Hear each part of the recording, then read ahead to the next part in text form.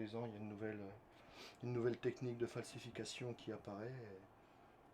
Et après,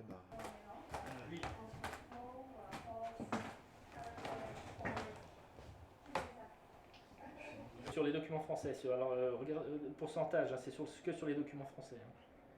Hein. Sur les 6400 documents français. Qu'est-ce que ça représente? Tout dépend. Voilà.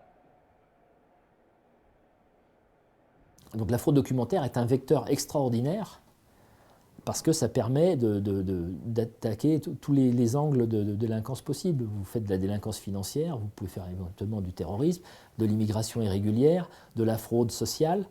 Voilà, vous avez un champ très large.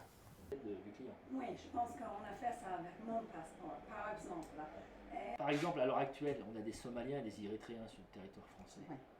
Je ne suis pas sûr qu'ils circulent avec des faux Oui, l'année dernière, 226 filières ont été démantelées sur le territoire français. Sur ces 226 filières, près de la moitié étaient des filières de fourniture de documents.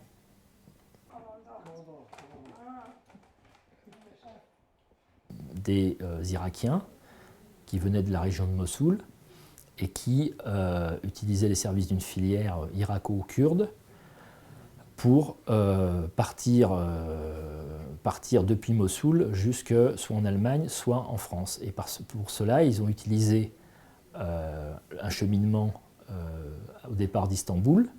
Ils sont allés à Sao Paulo. De Sao Paulo au Brésil, ils sont allés toujours au Brésil à Belém. Et de Belém, ils sont allés à Cayenne. Et après, ils auraient été à Orly ou à Francfort.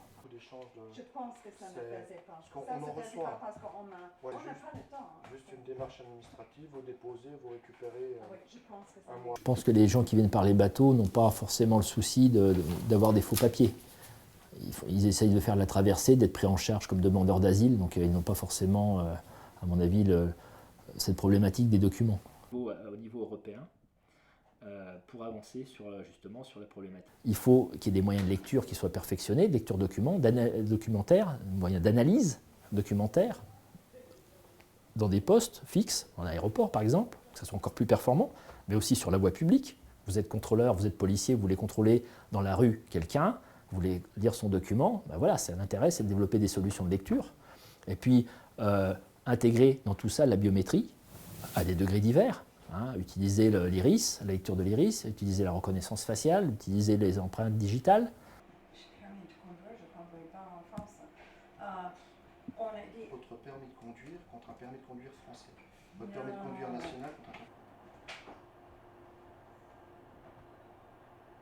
C'est les technologies qui sont à leur disposition qui s'améliorent. C'est vrai, vous prenez les imprimantes jet d'encre que vous achetez dans le commerce, elles ont des résolutions de plus en plus importantes et de plus en plus difficiles à être détectées d'un simple coup d'œil. Donc ça facilite, on va dire, le travail du faussaire, toutes ces évolutions technologiques, qu'il n'avait pas à une certaine époque, qu'il n'avait pas il y a 10 ans.